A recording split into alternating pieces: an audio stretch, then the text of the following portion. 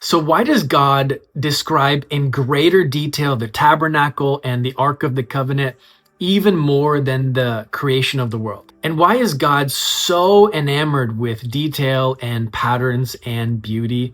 Let's answer both of those questions in today's video. Stick to the end, and I'm going to point out something that I don't think you've ever heard before.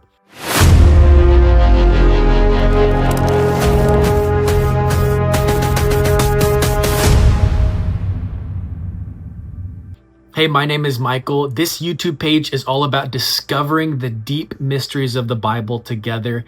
And one of them is found in the creation of the tabernacle and the Ark of the Covenant and the reestablishing of the new priest line. And it's all in Exodus chapter 25 through 28. Here's a key verse that I want to look at today. It's verse 8 of chapter 25. It says, "Have the people of Israel build me a holy sanctuary so I can live among them." That's really important. "You must build this tabernacle and its furnishings exactly according to the pattern I will show you." Now, let's take a look at some background before we answer this question. Israel has been enslaved in Egypt for the last 400 years. We've talked about that in other videos. We know that. But now they've witnessed God's power through these plagues, through crossing the Red Sea.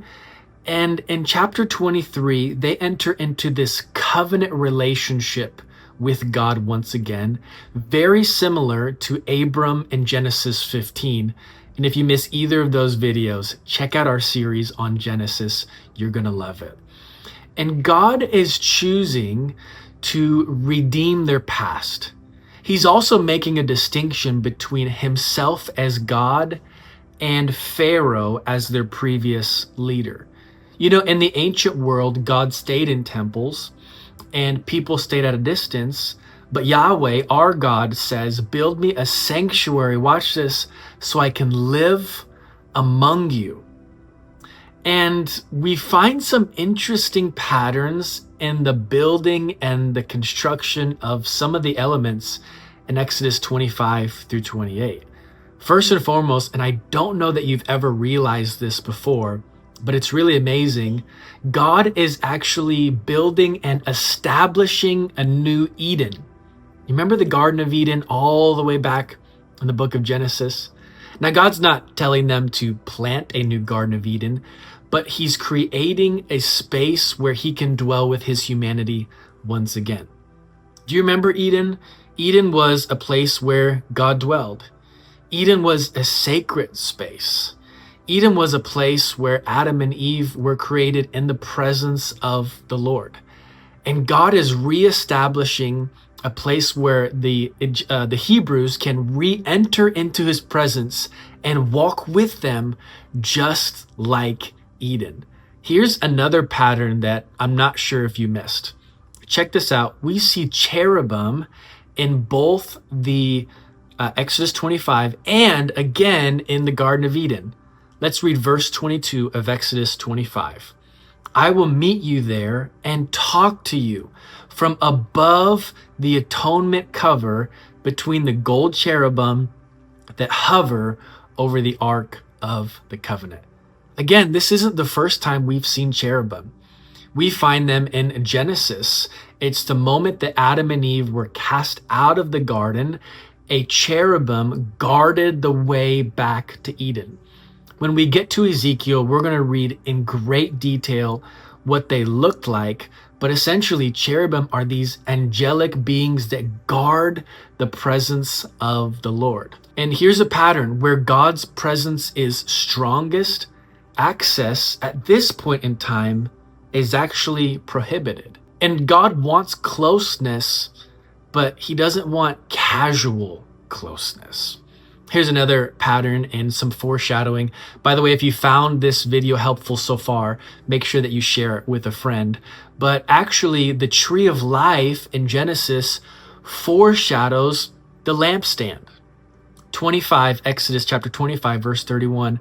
"Make a lampstand of pure hammered gold. Make the entire lampstand and its decorations of one piece." And watch this. the base, center stem, lamp cups, buds, and petals. God's not describing just a candle holder. He's actually describing, you guessed it, a tree. It's shaped like a tree. It's got branches and buds and blossoms. Where do we know a tree from?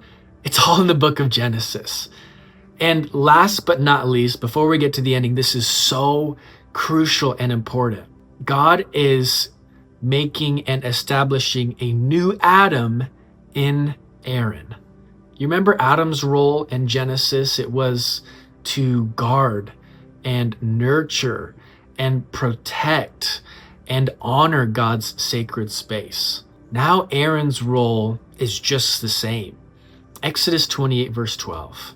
At the very end of the verse, God says, Aaron will carry these names on his shoulders as he enters the Lord's presence. You know, the priest carried the people back into God's presence, something Adam failed to protect.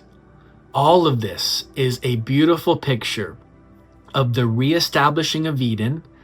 And more important than that, Eden is representative of the reestablishing of God restoring himself back to humanity. It's amazing. And it's not the last step.